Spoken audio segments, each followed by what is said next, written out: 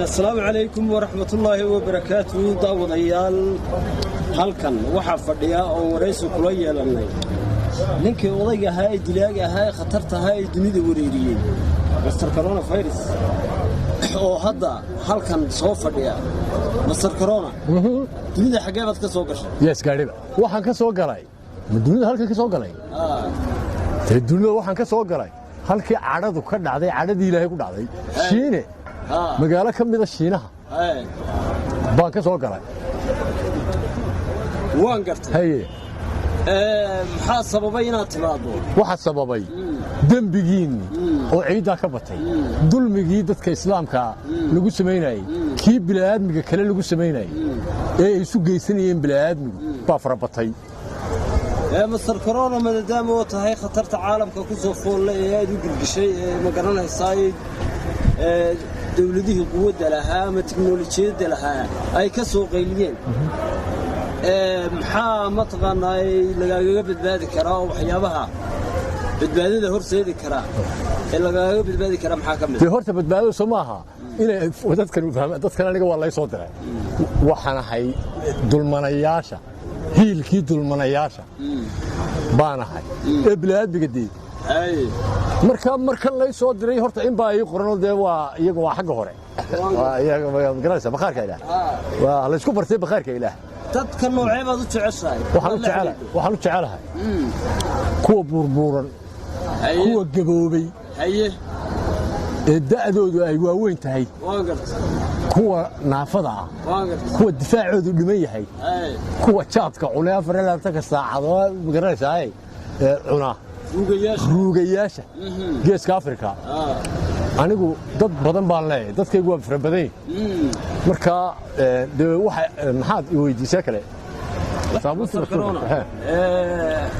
waxyaabaha khataraha laga badbaadiyo maxaa ka mid ah khatarahayga waxa ka mid ah waa sirre sirsadee lama wada sheegadeede waan sheegayaa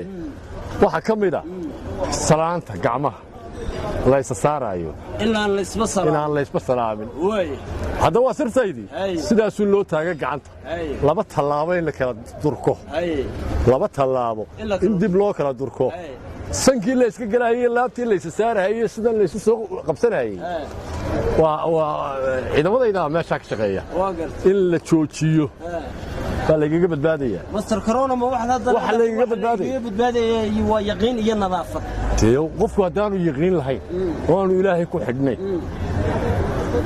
waxa weeye halis buu ku jira waa dadkayga waa dadkayga hatiimkayga marka waxa loo baahan yahay saabuun korolaniin ba la yiraahdo lagu maydho gacmaha lagu maydho in qofku markuu meel ka soo meel taabashada hadda sidan ku taabto waad sidaa hadda waan ku taabtay waad sidaa waxa laga badbaadaya in aan sanka la qabqabsano sidan loo oran afkaaga iyo gacantaadu iskaadin afka caruurtaada iyo gacantaadu afkooda iyo gacantaadu iskaadin waalidkaaga inaan iskaadin waxa laga badbaadaya in casharadan la qaato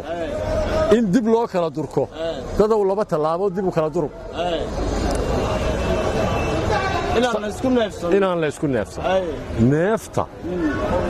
candhuufta haddaad isku aragto hargab fara badan xumad lafagaraac dhiikar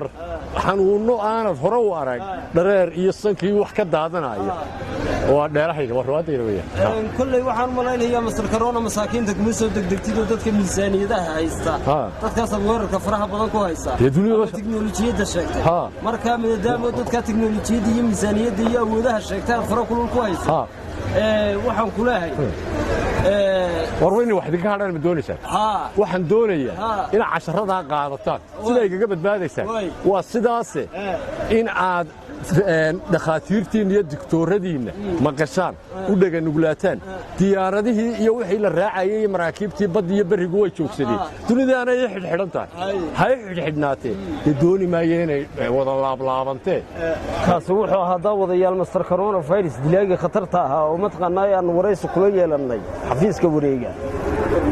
master coronavirus oo inoo sheegay in lagaga badbaadiyay yaqiin iyo nadaafad oo waxyaabaha kale uu mataqaanaa ay ku kararan yahay ama dadku jecel yahay ay yihiin dadka waayeelka iyo kuwa macaanka qaba kuwa dhiikarka qaba iyo mataqaanaa kuwa sheegtay awoodaha iyo tiknoolajiyadda marka waxaan leenahay